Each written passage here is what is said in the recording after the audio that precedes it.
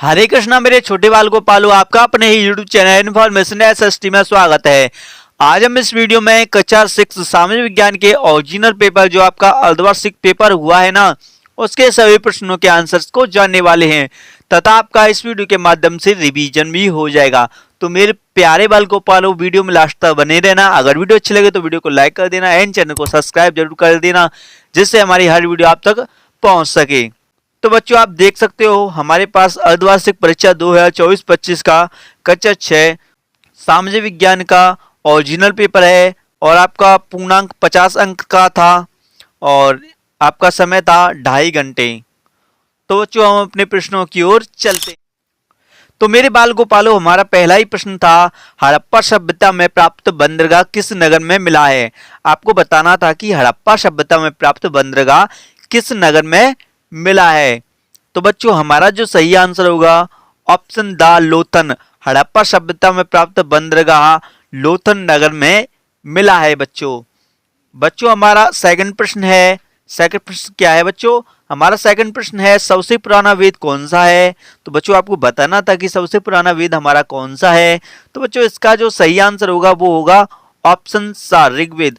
ऋग्वेद है ना, वो हमारा सबसे पुराना वेद है। ठीक है बच्चों हमारा अगला प्रश्न है प्रश्न 3, राजतंत्रीय शासन में अंतिम सत्ता निहित होती है। तो बच्चों आपको बताना था कि राजतंत्रीय शासन में अंतिम सत्ता किसमें निहित होती है। तो बच्चों इसका जो सही आंसर है वो होगा ऑप्शन बा राजा या रानी में। बहुत से विद्यार्थी कंफ्यूज हो गए होंगे क्योंकि बहुत से विद्यार्थी इसमें ऑप्शन आ नागरिकों में करके आए होंगे जल्दी में, परंतु इसका जो सही आंसर है ऑप्शन बा है राजा या रानी में।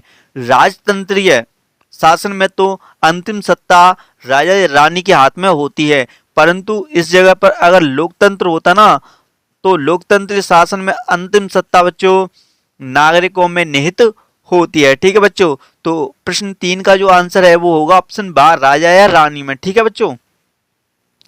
बच्चों हमारा अगला प्रश्न है प्रश्न 4। प्रश्न 4 क्या है बच्चों? प्रश्न 4 है बच्चों, सूर्य के सबसे नजदीक कौन सा ग्रह है। तो बच्चों आपको बताना है कि सूर्य के सबसे नजदीक कौन सा ग्रह है। तो बच्चों इसका जो सही आंसर होगा ऑप्शन बा बुध। सूर्य के सबसे नजदीक जो ग्रह है वो है बच्चों बुध। बुध ग्रह सूर्य के सबसे नजदीक का ग्रह है। ठीक है तो बच्चों अब हमारे रिक्त स्थान शुरू होते हैं। ठीक है बच्चों, सेकंड प्रश्न थे रिक्त स्थानों की पूर्ति उचित शब्द भरकर अपनी उत्तर पुस्तिका में आपको लिखना था। ठीक है तो बच्चों हमारा पहला ही रिक्त स्थान है, हड़प्पा सभ्यता के नगरों में खालिस्तान से बनी कई खिलौने भी मिले हैं। आपको बताना था कि हड़प्पा सभ्यता के नगरों में खालिस्तान से बने कई खिलौने भी मिले हैं। तो बच्चों हमारे पहले रिक्त स्थान का आंसर क्या होगा बच्चों? तो बच्चों हमारे पहले रिक्त स्थान के खालिस्तान में आएगा मिट्टी। हड़प्पा सभ्यता के नगरों में मिट्टी से बने कई खिलौने भी मिले हैं। ठीक है बच्चों हमारा सेकंड प्रश्न है, महाजनपदों में सिपाहियों के सैनिकों का भुगतान खालिस्तान सिक्कों के रूप में होता था। आपको बताना था कि महाजनपदों में सिपाहियों के सैनिकों का भुगतान कौन से सिक्कों के रूप में होता था। ठीक है तो बच्चों सेकंड रिक्त स्थान में सोने के सिक्के या तांबे के सिक्के आएगा। ठीक है बच्चों, इन दोनों में से एक आएगा। तो आपको बताना है कि इसमें आप क्या भरकर आए थे। ठीक है बच्चों हमारा अगला प्रश्न है प्रश्न 3। प्रश्न 3 क्या है बच्चों? ग्राम पंचायत का मुखिया खालिस्तान होता है। तो आपको बताना था कि ग्राम पंचायत का मुखिया कौन होता है। तो बच्चों आपको पता होगा मैंने इसी चैनल पर 6 क्लास सामाजिक विज्ञान का एक हाफ ईयरली एग्जाम से पहले एक वीडियो डाली थी। उसमें इम्पोर्टेंट जो प्रश्न पत्र था सामाजिक विज्ञान का वो डाला था। उसमें ये प्रश्न आया था ना बच्चों, मैंने आपको कराया था।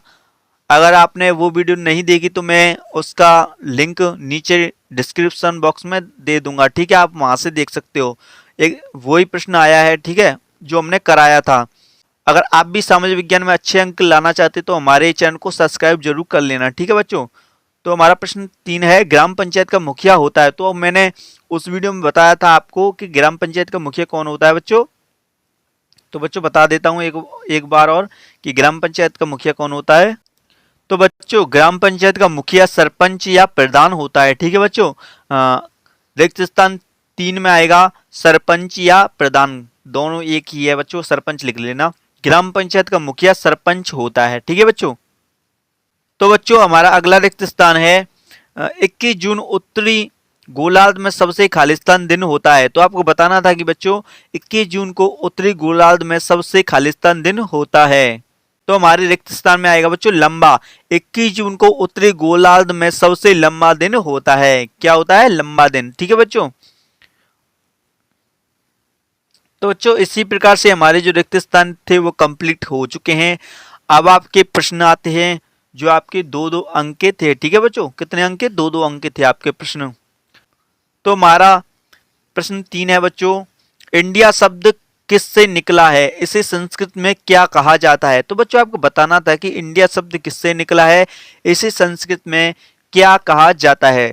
तो बच्चों इसका आंसर मैं अपने मुंह से ही बोल देता हूं। ठीक है बच्चों, इंडिया शब्द सिंधु नदी के अंग्रेजी नाम इंडस से बना है। ठीक है बच्चों, इंडिया शब्द है ना वो सिंधु नदी के अंग्रेजी नाम इंडस से बना है। ठीक है, संस्कृत में सिंधु को इंडस कहा जाता है बच्चों, संस्कृत में सिंधु नदी को बच्चों इंडस कहा जाता है। ठीक है, ग्रीक लोग भारत में शिक्षा और व्यापार के लिए आते थे। जो ग्रीक लोग थे ना बच्चों, वो शिक्षा के लिए और व्यापार के लिए भारत में आते थे और उनका मुख्य पड़ाव सिंधु नदी और घाटी के क्षेत्र में होता था। ठीक है बच्चों, तो आपको बताना था कि इंडिया शब्द किससे निकला है। तो बच्चों आपको पता चल गया कि इंडिया शब्द सिंधु नदी के अंग्रेजी शब्द इंडस से निकला है। ठीक है, संस्कृत में सिंधु को ही इंडस कहा जाता है। ठीक है बच्चों। और बच्चों हमारा अगला प्रश्न है प्रश्न 4, जनपद काल में कितने सामाजिक वर्ग थे? बच्चों आपको बताना था कि जनपद काल में कितने सामाजिक वर्ग थे। तो बच्चों हमारे प्रश्न 4 का आंसर है जनपद काल में समाज 4 वर्गों में बटा था बच्चों। ठीक है, जनपद काल में हमारा जो समाज था वो 4 वर्गों में बटा था। पहला था ब्राह्मण, सेकंड था क्षत्रिय एंड थर्ड था वैश्य और फोर्थ था शूद्र।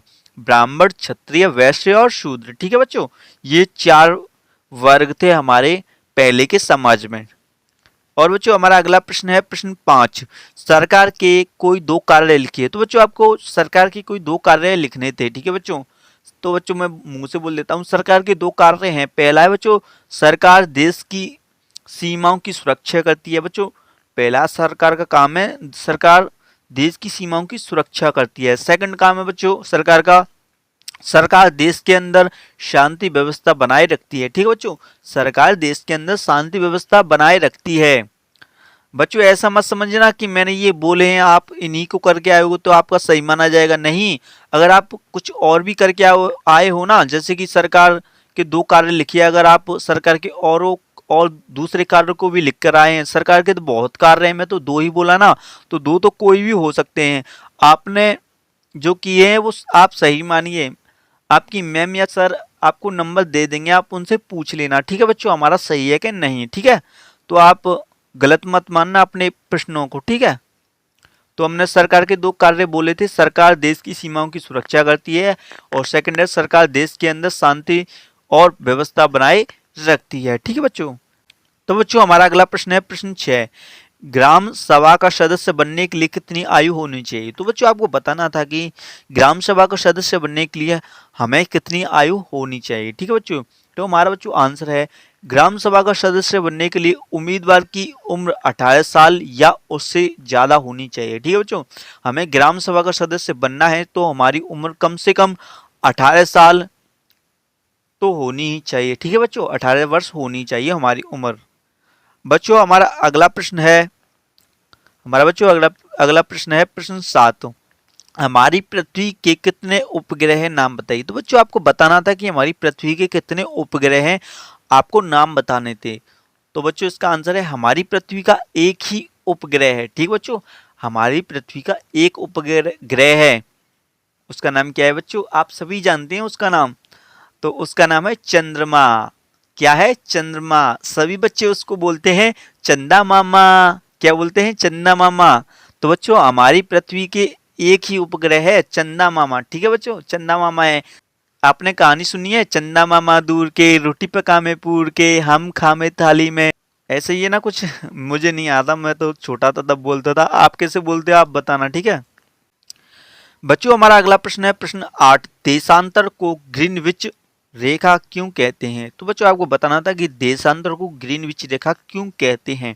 बच्चों इसका आंसर है पृथ्वी पर 0 डिग्री देशांतर रेखा को ग्रीनविच रेखा कहा जाता है। ठीक है बच्चों, पृथ्वी पर जो 0 डिग्री देशांतर रेखा है ना उसको ग्रीनविच रेखा कहा जाता है, क्योंकि यह इंग्लैंड के ग्रीनविच शहर से होकर गुजरती है, इसीलिए देशांतर को ग्रीनविच रेखा कहते हैं। ठीक है बच्चों, ये इंग्लैंड के ग्रीनविच शहर से होकर गुजरती है, जो 0 डिग्री देशांतर रेखा है, इसलिए इसको ग्रीनविच रेखा के नाम से जाना जाता है। ठीक है बच्चों। बच्चों हमारा अगला प्रश्न है प्रश्न 9, अभिलेख क्या होते हैं, उनसे अतीत के बारे में क्या जानकारी मिलती है? तो मेरे प्यारे बाल गोपालों, हमें बताना था कि अभिलेख क्या होते हैं, उनसे अतीत के बारे में हमें क्या जानकारी मिलती है। ठीक है बच्चों, तो इसका आंसर मैं बोल देता हूँ, अभिलेख पत्थर, धातु या मिट्टी के बर्तन जैसी कठोर सतहों पर लिखे लेख होते हैं। ठीक है बच्चों, अभिलेख जो होते हैं वो पत्थर, धातु या मिट्टी के बर्तन जैसी कठोर सतहों पर लिखे अभिलेख लेख होते हैं। इनसे हमें अतीत के बारे में कई तरह की जानकारी मिलती है, जैसे कि बच्चों प्राचीन इतिहास की जानकारी हमें बच्चों अभिलेखों से प्राचीन इतिहास की जानकारी मिलती है कि हमारा जो पुराना इतिहास है वो कैसा था, हमारे पूर्वजों के बारे में जानकारी मिलती है, और बच्चों अभिलेखों से हमारे पूर्वजों के बारे में जानकारी मिलती है। ठीक है बच्चों, और बच्चों पहले की परिस्थिति की जानकारी भी मिलती है, और हमें पता चलता है कि बच्चों पहले पुराने जमाने में पहले कैसा प्राकृतिक वातावरण था, कैसे लोग थे, और कैसी संस्कृति थी, कैसी बोली थी, कैसी भाषा थी। ठीक है बच्चों, इनके बारे में हमें जानकारी मिलती है अभिलेखों से। ठीक है बच्चों, तो मेरे प्यारे बाल गोपालों, हमारा प्रश्न 10 है। प्रश्न 10 क्या है बच्चों? पुरातात्विक ऐसा क्यों मानते हैं कि मेहरारगढ़ के लोग पहले केवल शिकारी थे और बाद में उनके लिए पशुपालन ज्यादा महत्वपूर्ण हो गया? तो बच्चों ये प्रश्न आपका 3 अंक का है। ठीक है बच्चों, कितने अंक का है? 3 अंक का। तो आपको कम से कम 50 या 60 शब्दों में इसका आंसर देना था, तो इसका आंसर मैं अपने मुंह से बोल देता हूं। तो मेरे प्यारे बच्चों, पुरातत्वविदों का मानना है कि मेहरागढ़ में रहने वाले लोग पहले शिकारी थे। ठीक है बच्चों, पहले मेहरागढ़ में रहने वाले लोग थे ना वो शिकारी थे, और बाद में पशुपालन ज्यादा महत्वपूर्ण हो गया, क्योंकि वहां की खुदाई में मिले अवशेषों से इस बात का पता चलता है। वहां पर हिरण और सुअर जैसे जंगली जानवर की हड्डियां मिली थी। तो बच्चों वहां पर हिरण और सुअर जैसे जंगली जानवरों की हड्डियां मिली थी। बाद में भेड़ और बकरी की हड्डियां ज्यादा मिली थी, इसीलिए उन्होंने ऐसा कहा था बच्चों। ठीक है, तो मेरे प्यारे बच्चों हमारा अगला प्रश्न है प्रश्न 11, महाजनपद काल में कृषि में क्या बड़े परिवर्तन आए? तो बच्चों आपको बताना था कि महाजनपद काल में कृषि में क्या बड़े परिवर्तन आए थे। तो बच्चों इसका आंसर है, महाजनपद काल में लकड़ी के फालों की जगह लोहे के फाल बनने लगे। ठीक है बच्चों, महाजनपद काल में लकड़ी के फालों की जगह लोहे के फाल बनने लगे, जिससे खेत की जुताई आसानी से होने लगी। ठीक है बच्चों, जिससे खेत की जुताई आसानी से होने लगी और फसलों की पैदावार बढ़ गई, और जिससे फसलों की पैदावार बढ़ गई थी।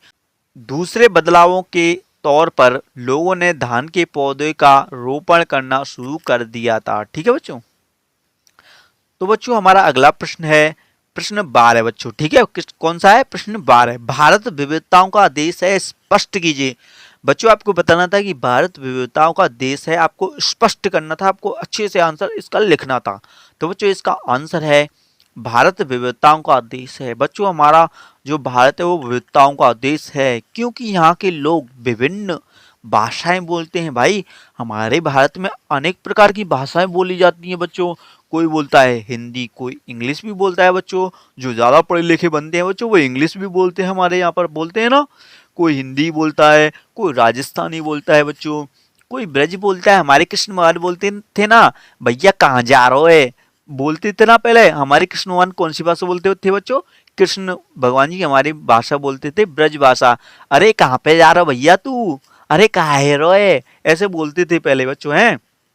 और कोई बच्चों उर्दू भी बोलता है, उर्दू हिंदी के समान ही है बच्चों, ठीक है। और बच्चों कोई तेलुगु बोलता है, कोई बंगाली बोलता है, कोई बिहारी बोलता है बच्चों, कोई तेलुगु बोलता है, कोई तेलंग बोलता है। बच्चों हमारे देश में कम से कम 2600 प्रकार की भाषाएं बोली जाती हैं, ठीक है बच्चों। कितनी प्रकार की? 2600 प्रकार की। और हमारे संविधान में बच्चों 22 प्रकार की भाषाओं को ही मान्यता दी गई है, ठीक है बच्चों। 2600 प्रकार की नहीं, सॉरी, 1500 प्रकार की भाषाएं बोली जाती है हमारे देश में, 1500 से भी ज्यादा। और हमारे संविधान में 22 भाषाओं को मान्यता प्राप्त है, ठीक है बच्चों। कितनी भाषाओं को? 22 भाषाओं को। पहला तो हो गया। और बच्चों आगे है विभिन्न प्रकार का खाना खाते हैं। और हमारे देश में बच्चों विभिन्न प्रकार का खाना खाते हैं बच्चों। कोई दाल रोटी खाता है, कोई दाल चावल खाता है बच्चों, कोई दाल चूरमा खाता है। हमारे राजस्थान में दाल चूरमा खाते हैं बच्चों। कोई खिचड़ी खाता है। और बच्चों कोई बहुत तरीका के भोजन है हमारे देश में, ठीक है। अलग अलग त्योहार मनाए जाते हैं बच्चों, अलग अलग त्योहार भी बनाए जाते हैं। तो बच्चों कोई दीपावली बना रहा है, तो कोई बच्चों ईद बना रहा है, ठीक है बच्चों। कोई गुरु नानक जयंती बना रहा है। और बच्चों बहुत त्योहार हमारे देश में बनाए जाते हैं, ठीक है बच्चों। और विभिन्न धर्मों का पालन करते हैं। और बच्चों हमारे देश में विभिन्न धर्म हैं बच्चों, हिंदू, सिख, ईसाई, बौद्ध, जैन, ठीक है बच्चों, पारसी। बहुत सारे धर्म है हमारे देश में। तथा अलग अलग पहनावा पहनते हैं। और बच्चों कोई अलग अलग पहनावे भी तो पहनते हैं। हमारे राजस्थान का अलग पहनावा भी है। और बच्चों बहुत प्रकार के पहनावे हैं। इसीलिए भारत की को विविधताओं का देश कहा जाता है। इसलिए बच्चों भारत को विविधताओं का देश कहा जाता है, क्योंकि यहाँ पर अलग अलग प्रकार के लोग हैं, भाषाएं हैं, त्योहार हैं, और भोजन भी है अलग अलग प्रकार का, ठीक है बच्चों। इसी प्रकार से भारत को विविधताओं का देश कहा जाता है। बच्चों हमारा अगला प्रश्न है प्रश्न 13। सरकार जन कल्याण के लिए कौन कौन से कार्य करती है? तो बच्चों आपको बताना था कि सरकार जन कल्याण के लिए कौन कौन से कार्य करती है। तो बच्चों सरकार जन कल्याण के लिए बहुत सारे कार्य करती है। भाई हम सरकार को क्यों बनाते हैं? कि वो हमारा विकास करे, हमारे देश का विकास करे, गरीबों के लिए कुछ करे, ठीक है बच्चों। इसलिए तो हम सरकार को बनाते हैं, वोट देते हैं, ठीक है बच्चों। तो सरकार नहीं करेगी तो बच्चों कौन करेगा, ठीक है।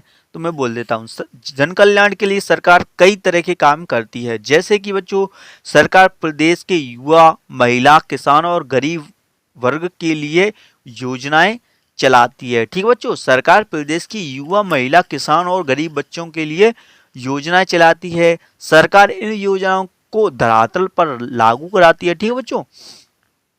सरकार इन योजनाओं को धरातल पर लागू कराती है।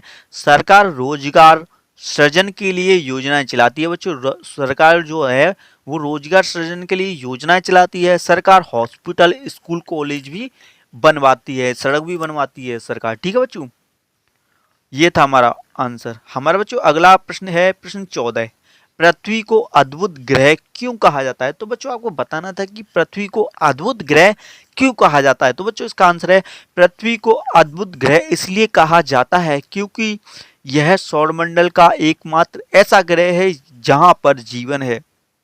तो बच्चों हमारे सौरमंडल में 8 या 9 ग्रह हैं, ठीक है बच्चों।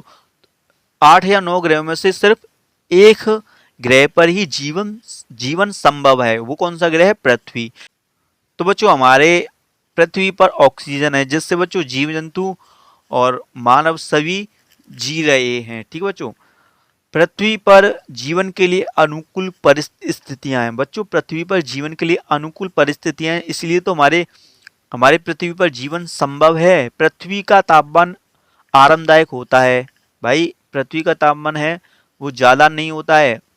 अगर पृथ्वी का तापमान 100 डिग्री सेल्सियस, 1000 डिग्री सेल्सियस होता तो जीवन संभव था? नहीं था बच्चों, ठीक है। पृथ्वी पर पानी और हवा है। तो बच्चों हमारी पृथ्वी पर पानी भी है, हवा भी है, जो हमारे जीवन के लिए जरूरी है, ठीक है बच्चों। पृथ्वी के वायुमंडल में ऑक्सीजन जैसी जीवनदायिनी गैस हैं। पृथ्वी के वायुमंडल में बच्चों ऑक्सीजन जैसी जीवनदायिनी गैस हैं, इसलिए बच्चों हमारी पृथ्वी पर जीवन संभव है बच्चों, ठीक है। हमारा बच्चों अगला प्रश्न है बच्चों प्रश्न 15, ठीक है बच्चों। कौन सा प्रश्न है? प्रश्न 15। प्रश्न 15 है बच्चों ग्लोब की कोई 4 विशेषताएं लिखिए। तो आपको बच्चों ग्लोब की कोई 4 विशेषताएं लिखिए। आपने कभी बच्चों ग्लोब को देखा है? अगर नहीं देखा तो मैं यहाँ पर फोटो लगा दूंगा, ठीक है बच्चों, उसको देख लेना ग्लोब को। तो बच्चों आंसर है ग्लोब की 4 प्रमुख विशेषताएं निम्न प्रकार हैं। पहला है बच्चों, ग्लोब पृथ्वी का एक छोटा सा मॉडल होता है। बच्चों ग्लोब पृथ्वी जैसा ही दिखता है, वो छोटा होता है, बिल्कुल हमारी पृथ्वी है ना ऐसा ही है, बिल्कुल ग्लोब जैसी है हमारी पृथ्वी, ठीक है। यह पृथ्वी के आकार, देशों, महाद्वीपों और महासागरों का सही अनुपात में दिखाता है, ठीक है बच्चों। सेकंड है हमारा, ग्लोब पर एक सुई झुकी हुई है अवस्था होती है, ठीक है बच्चों। ग्लोब पर एक सुई झुकी हुई अवस्था होती है जिसे अक्ष कहते हैं। यह सुई 2 बिंदुओं से होकर गुजरती है जो उत्तर और दक्षिण ध्रुव हैं। हमारा बच्चों थर्ड है, ग्लोब को अक्ष के चारों ओर घुमाया जा सकता है। पृथ्वी की तरह ग्लोब को भी घुमाया जा सकता है क्योंकि पृथ्वी लगातार घूमती रहती है। हमारा फोर्थ है बच्चों, ग्लोब पर महासागरों और महाद्वीपों को अलग अलग रंगों में दिखाया जा सकता है, ठीक है बच्चों। और बच्चों हमारा अगला प्रश्न है प्रश्न 16, घूर्णन एवं परिक्रमण को परिभाषित करें। आपको बच्चों घूर्णन एवं परिक्रमण को परिभाषित करना था अच्छे से। तो बच्चों इसका आंसर है प्रश्न 16 का, घूर्णन का मतलब है किसी पिंड का अपनी धुरी पर घूमना, ठीक है बच्चों। घूर्णन का मतलब है किसी पिंड का अपनी धुरी पर घूमना। पृथ्वी का अपने अक्ष पर घूमना घूर्णन कहलाता है, ठीक है बच्चों। पृथ्वी जो अपने अक्ष पर घूमती है ना, वो घूर्णन कहलाता है। तो बच्चों पृथ्वी को एक चक्कर पूरा करने में 23 घंटे 56 मिनट और 4 सेकंड का समय लगता है, लगभग 24 घंटे, ठीक है बच्चों। कितने घंटे? 24 घंटे लगभग अपनी। तो बच्चों लगभग 24 घंटों में पृथ्वी अपना एक चक्कर पूरा करती है। हमारा बच्चों सेकंड था परिक्रमण।